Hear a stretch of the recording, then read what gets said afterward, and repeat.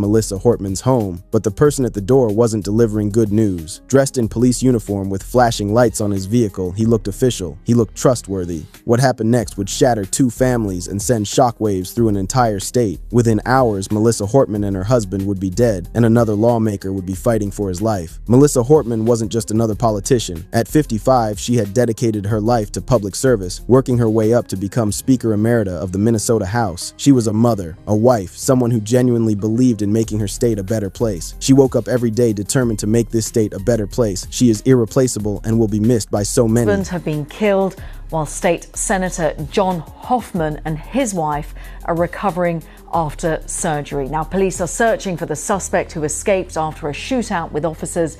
Minnesota Governor Tim Walz said it was an act of political violence. We're here today because an unspeakable tragedy has unfolded in Minnesota.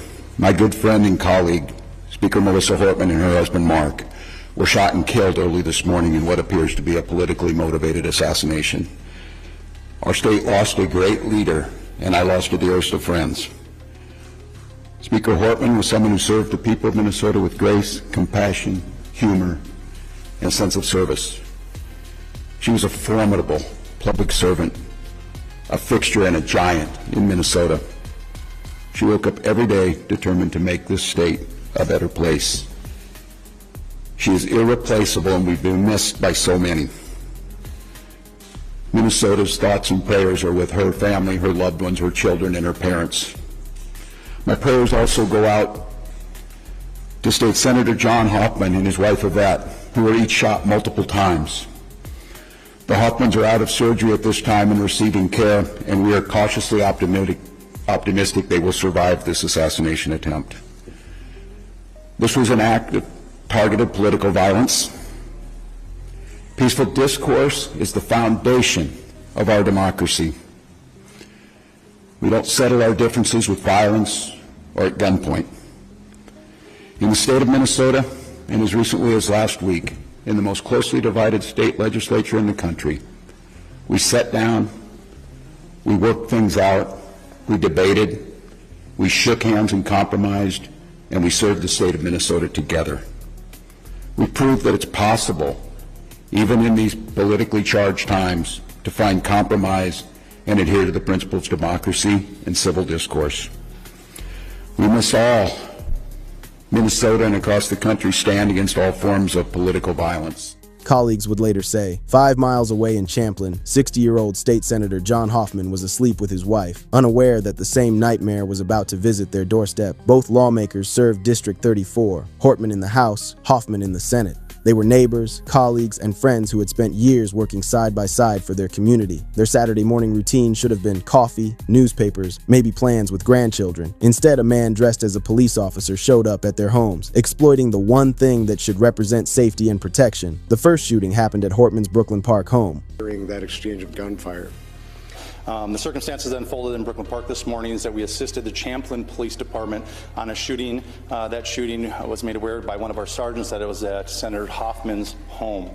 In hearing that very intuitive sergeant asked our officers to go check on Melissa Hortman's home, the representative that lives in our community, just proactively as due diligence to swing by.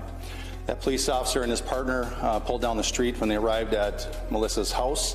They noticed that there was a police vehicle in the driveway with the lights, emergency lights on, and what appeared to be a police officer at the door coming out of the house. When our officers confronted him, the individual immediately fired upon the officers, who exchanged gunfire, and the suspect retreated back into the home.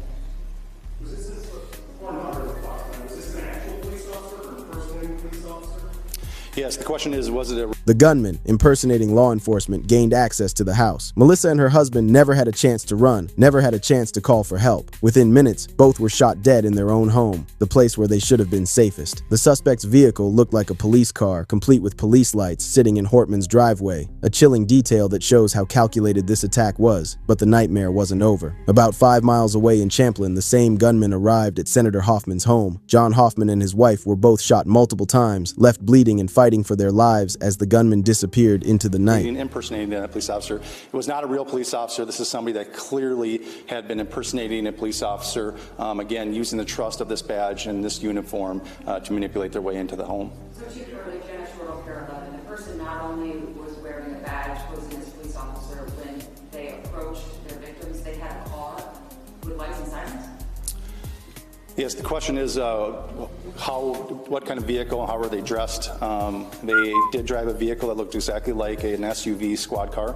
It was equipped with lights, emergency lights that looked exactly like a police vehicle. And yes, they were wearing a vest with taser, other equipment that would, a badge very similar to mine, that no question if they were in this room, you would assume that they are a police officer.